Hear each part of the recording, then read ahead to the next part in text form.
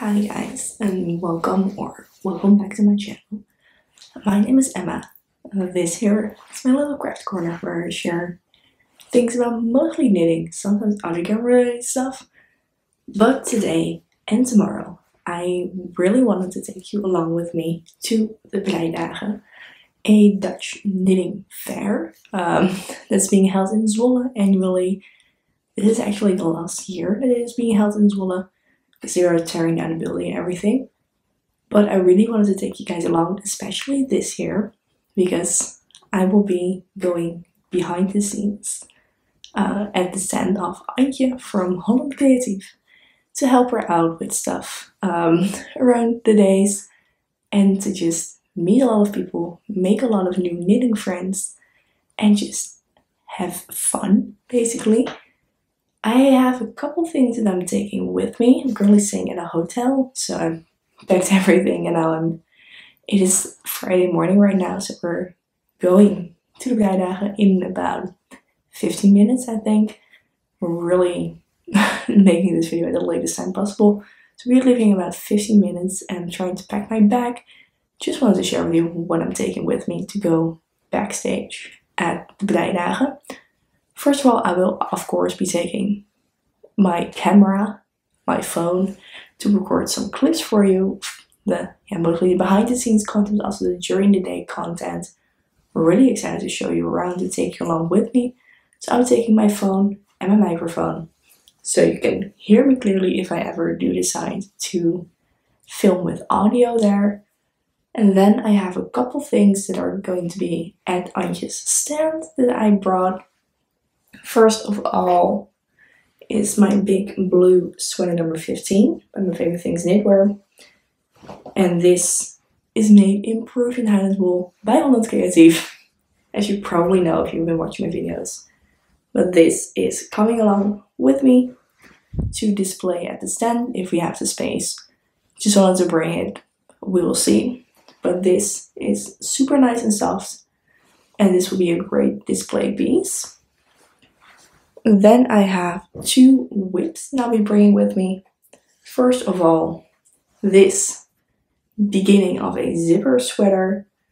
And this is knit up in Peruvian Highland wool by Holland Creatief, again in a pinkish color, held together with Lana Glossa Setasuri mohair.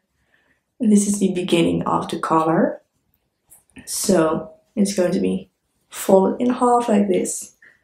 And then it'll be like this. It's super cute. So I just have this to work on if I ever want to, if I ever have the time. Just sit down at the stand and knit on this. It is in twisted rib. Not the greatest mindless knit, but it is fine. And if I don't knit on it, I can just put it down like this as a display kind of thing. Again, if we have the space, we will see what happens. I just wanted to bring it along also for knitting purposes, because I am staying at a hotel room. So I would love it if I could just, knit while I'm here. And then the last whip, let me grab it real quick, is my Monday sweater. Here it is. I have split 4 sleeves recently, so I'm now just knitting in around, which makes it a great mindless knit to work on while I'm at the stand, or to just display also. This is knit up in this yarn cone from Holland Creatief. It's a big cone of sock yarn, and that is being held together with this mohair by Knitting for Olive in the colorway Sky or Cloud. And together it makes this really nice marled sweater. So yeah, I can just work on this during the day if I want to, or else we will display it if we have the space, if we have the time. We will see. And I have one more thing to show you, because I am bringing business cards. For the first time ever, I have my own business card. My sister designed them for me. It has my YouTube, my Instagram, my email, and then a QR code that directs you to my YouTube. So this will be at Antje's stand as well. And I'm just going to hand them out to people, or people can just go grab them. And it's going to be so much fun. And I'm going to show you around in a little bit. But for now, I really need to get packing. So see you at Breidagen. So it turns out I'm absolutely terrible at filming while being in the yarn fair. So most of these clips, like everything except for the first 2 clips you just saw, was filmed on the second day. And on that day, like half an hour before opening, I finally had time to just do a lap before opening time. Just kind of film what it looked like.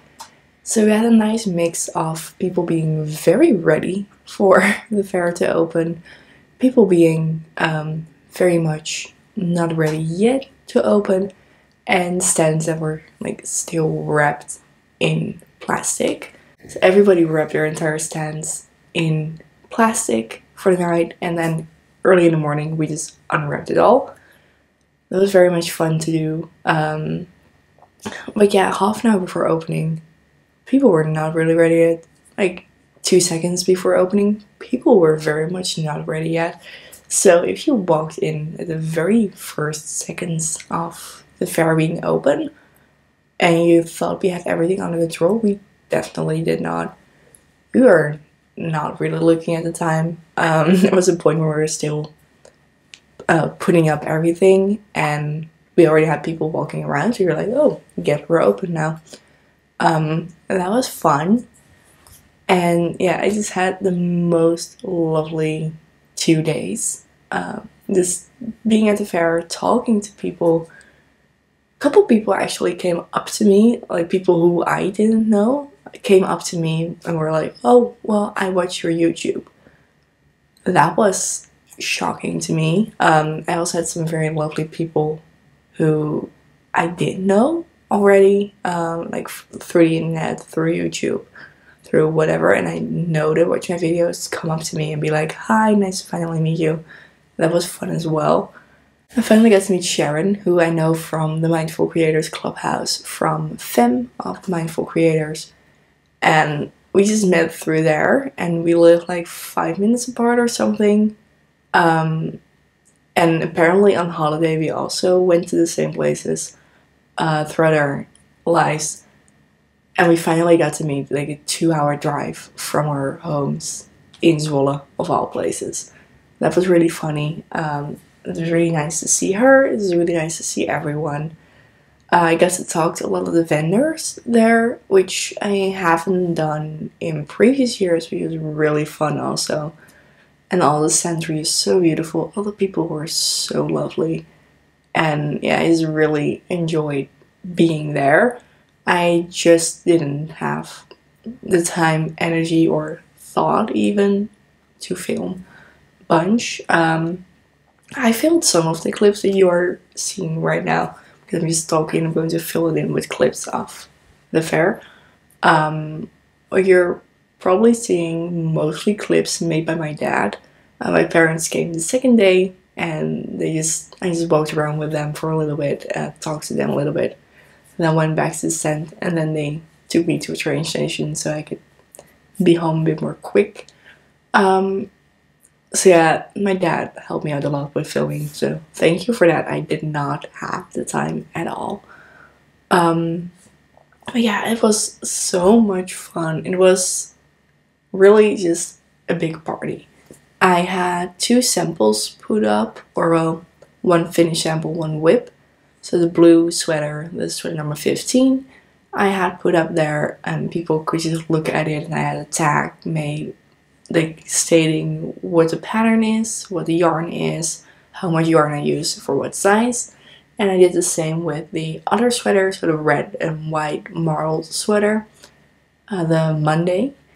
And people really seemed to like that. People really seemed to love, especially sweater number 15.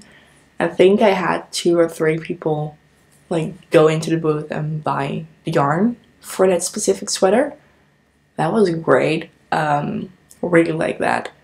I really like talking to people about the construction of the sweater, like how I made it, just about knitting in general. I had a bunch of people come up to me and say that I knit in a very weird way, which I do know. It was all in good fun. It was all really funny. And I was just sitting there knitting on my other whip, the zipper sweater. I knit on that during the 2 days. And a bunch of people come up and be like, oh, you hold your yarn really weird. How do you hold your yarn? Are you knitting continental? I'm like, no, I just really hold my yarn in a weird way, I guess. I don't know. It was really funny. It was really a lot of fun. And then the 2 days just flew right past. It happened so quickly. And now we're back home, and you can already see the pile of yarn behind me, so it's not really a surprise what I bought. How do you like my new desk, by the way? It was just installed. My parents made it. Love them. Yeah, let's get into the haul part, because obviously I bought a lot of yarn. There is a bunch of skein. I think I bought yarn from like 8 different stands, 7 or 8 different stands, and then I bought a project bag as well. So I have this one. This is merino, or well, it's a sock yarn, so it's merino and 25% nylon. It is 400 meters, 100 grams from Wool Hobby. And this is a lovely color. It's brown with a little bit of pink. And the idea is that this is an assigned pooling scheme. So whenever the pink comes up, or the lady at the stand told, I wanted to knit socks for this, and the lady at the stand told me that when she knits socks for this, she first knits the pink part, and then once it comes up again, so the stitch on the needle is pink, she purls those. The idea with assigned pooling is that you purl or you do a different kind of stitch whenever the color changes. And I really do like that idea. I haven't done it before, so that's why I got this sock yarn. I really told myself going into this, I'm not buying single skeins just to make socks, because I don't really knit that many socks, so it's not really worth it.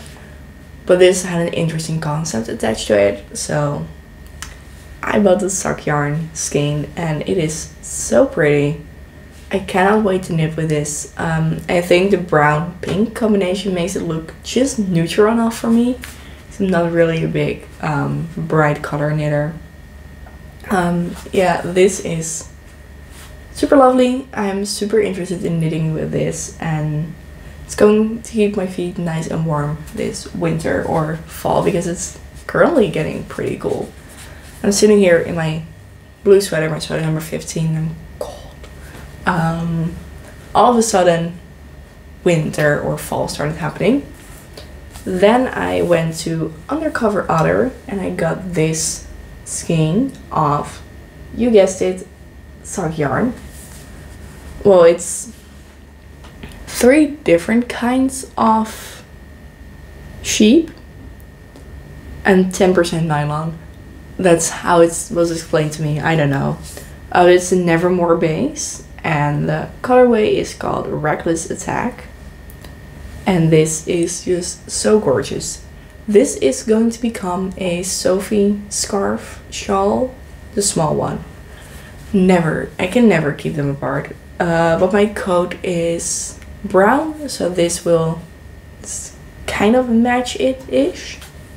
I really liked all the different colors. It's really fun because I really like the people from Undercover Other, but I also really like my neutrals, and they are, like, your slogan is neon is my neutral, and I'm more of a beige is my neutral, or this is bright enough for me. There is just neon everywhere, so I really want to get something from there, but I also really wanted to stay within my comfy color palette, so this was just the right thing for me. Like the orange, the purple, the pink, and everything. I'm so excited to knit with this. I'm going to be knitting the Sophie something with it, just doing a triangle up until I'm reaching the 50 gram point and then doing it the other way. And then I have a scarf with like perfectly enough yarn. So I won't have too many scraps left over, hopefully. It's really interesting. Really excited for that. So finally I have my first undercover underwear skein. And it's not really the neutral I usually go for, but it's also not the bright neon that they also had. Then we have, let me see, Frog Mouse Studio. Yeah. This just feels incredibly soft. This is another sock yarn. I want to say, oh, those were all my sock yarns, but there was more. This is the Twisty Sock Base, which is 85% superwash merino and 15% nylon. And this is 100 grams equaling 360 meters. So it's a bit thicker, but not a lot. And I don't know what I am going to make with this yet. Maybe socks, who knows. But I really, really like this, and I really wanted to support Meerte because I do know her from my online knitting club. This is the Voulez-Vous base, and it surprises me how soft and squishy this is. It's like, compared to this, it's way more, well, this is also really floppy, but this feels more rustic and this feels more smooth. And like, both are not itchy to me, but this is even less itchy than not itchy at all. This is just super smooth and soft. Maybe this will become socks. Maybe this will also become a scarf. Who knows? Meerte then was kind enough to give me another skein. This is a mini skein of, I think it is Twisty Sock as well. I'm not sure. Kind of assumed they were the same base. I really like it. When I got to her stand to actually buy stuff, because I was up at her stand a lot throughout the 2 days, so we chatted a lot. And finally, at the last time, I bought something, and then she had a basket of like gifting skeins, and she only had gray and white left. But luckily, those are more my neutral colors, so I got the gray skein, a mini skein, to just work on socks with. I'm really excited about that. Then let's grab the next Stark Yarn skein. It is this yarn by Abmetska, and this also is a super soft sock yarn. This is 75% merino superwash wool and 25% nylon, and 100 grams equals 200 meters, and this is self-striping Christmas sock yarn. So I had to get it. I had to knit myself some Christmas socks. That's the purpose of buying this. It is Christmas socks. I really want those. So I'm going to knit myself some Christmas socks this year, like around the holidays, and I think it will be really cute to just have assigned Christmas socks, you know? I don't know, I just really liked it. They were also selling mini skeins of the green and the red, so that you could do accent colors. But I think I have green or red sock yarn somewhere around the house, so I didn't get that. Just to keep the costs down, you know. But this is super pretty, and I'm super excited to knit with it. And I think one stripe equals about I think about 3 rounds is one stripe, so that's great as well. Yeah, I can't wait to knit with it, but I'm going to probably be knitting this either end of November, I was starting with it, or beginning of December, to just kind of get in the Christmas spirit. And it's going to be a vanilla sock, so I already know I can knit a vanilla sock in just a little bit more than 24 hours, because I did a challenge on that. So yeah, this is Really nice, really soft, really cute, and I cannot wait to knit with this. Then we are into the bigger quantities. I only have one skein of those here, but finally got to buy some We Yarn Company yarn as well. It was this lovely purple that just sold me. The We Yarn Company also sells a lot of like not neutrals, a lot of brighter neon colors. But I got the Yak sock base. It is 70% merino, 20% yak, and 10% nylon. So it is like sock yarn property, but I bought 3 skeins of this. It is fingering weight, so 400 meters per skein, to make myself a fingering weight sweater. I do not want to hold this together with mohair, like I want to do it just this yarn. It's the colorway Dr. Beechcraft, which love all the color names, and this is just super pretty. It's super soft as well, and I cannot wait to knit with it. It was definitely my biggest purchase of the entire fair. Just cost wise, this was so beautiful, and I could not let it stay there. I don't know what I'm going to make with it, but it is so pretty. I could not pass on it, and I'm really excited about this. I really loved chatting with the people behind the booth.